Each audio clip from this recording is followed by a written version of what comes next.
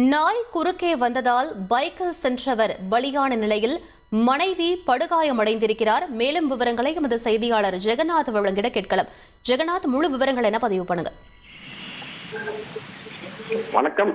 மதுரை மாநகர் ஜீவா நகர் பகுதியைச் சேர்ந்த வெங்கட சுப்பு மற்றும் அவரது மனைவி பத்மாவதி ஆகிய இருவரும் என்ன பண்றாங்கன்னா, இன்று காலை மதுரை மாநகர்ல இருந்து அதிகாலை அலங்காநல்லூருக்கு செல்வதற்காக பைக்ல சென்று கொண்டிருக்காங்க. இந்த நிலையில சிக்கந்தர் சாவடி அருகே வண்டியில சென்று போது பாத்தீங்கன்னா, திடீர்னு சாலை குறுக்கே நாய் ஒன்று வந்திருக்கு. பைக்ல இருந்து அவங்க ரெண்டு பேருமே தவறி கீழே விழுந்துறாங்க. அப்போது பின்னால அரசு பேருந்து இருவர் மீது மோதியதால கணவர் வெங்கடசுப்பு சம்பவ இடத்திலே பரிதாபமாக உடல் நசுங்கி உயிரிழந்திருக்கிறாரு.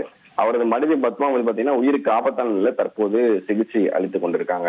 இது குறித்து பாத்தீங்கன்னா தற்போது அலங்காநல்லூர் காவல்துறையினர் வழக்கு பதிவு செஞ்சு விசாரணை நடத்திட்டு இருக்காங்க. குறிப்பாக மதுரையில இந்த சாலையில சுற்றித் திரியும் நாய்கள் மற்றும் கால்நடைகளால் தொடர்ந்து மனித உயிரிழப்புகள் அதிகரித்து வருவதால் தற்போது மதுரை மக்களிடையே அச்சம் ஏற்பட்டிருக்கிறது. தற்போது இந்த தகவல் சேகரிக்கும் போது நம்ம இந்த பகுதிக்கு சென்று பார்க்கும்போது கூட பார்த்துக்கணும்னால் மற்றொரு நாயின் அந்த பக்கம் சுற்றித் திரிவதை பார்க்க முடிந்தது. அந்த நாயினால் மீண்டும் ஒரு சில வாகனங்கள் வேகமா வரக்கூடிய வாகனங்கள் அந்த இடத்தில் சடன் பிரேக் அடித்து அவர்களும் தடுமாறு நிலையும் பார்க்க முடியுது என்பது குறிப்பிடத்தக்கது. விவரங்களுக்கு நன்றி ஜெகநாத்.